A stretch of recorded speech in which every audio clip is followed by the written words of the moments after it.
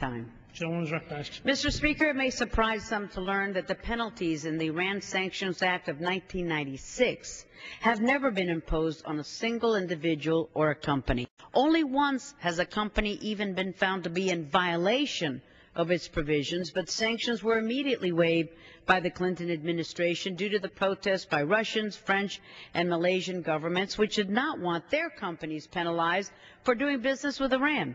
It should be noted that the same companies, Russia's Gazprom, France's Total, Malaysia Petronas, are still providing the Iranian regime a vital economic lifeline through energy-related investments. I and other members of the Conference Committee had hoped that this bill before us would avoid repeating past mistakes, that is, avoid undermining its effectiveness by giving the President an option of doing nothing.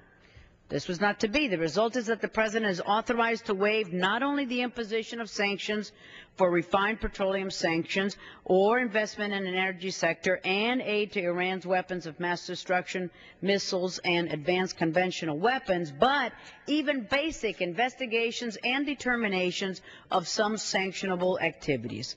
With respect to the inclusion of financial sanctions and a visa ban against those committing serious human rights abuses against the Iranian people, not only can the President waive the sanctions, he can waive the requirement to name and shame these human rights abusers by listing them publicly. Some will argue that this bill goes further than any before in forcing the President to act. However, it is disingenuous to make such a claim, given that the President could have issued an executive order to implement a wide array of additional Iran sanctions, but he didn't.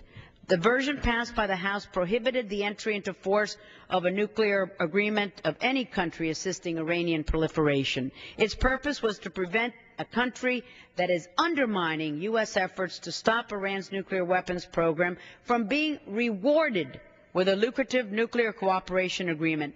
That prohibition is not included in the conference report. The text before us does include the prohibition in the House-passed bill on transfers of U.S. nuclear technology to a country that has jurisdiction over entities that have assisted Iran's proliferation programs. However, it provides the President with what amounts to a waiver to approve such transfers on a case-by-case basis, and if the President deems it to be in the vital national security interest. It also wipes the slate clean regarding any proliferation violations that took place before the date that this bill is enacted. Some of us view this to be a carve-out for Russia. Mr. Speaker, at long last, the time has come for us to act. The time is now. We should support the conference report and ensure that the sanctions are vigorously enforced.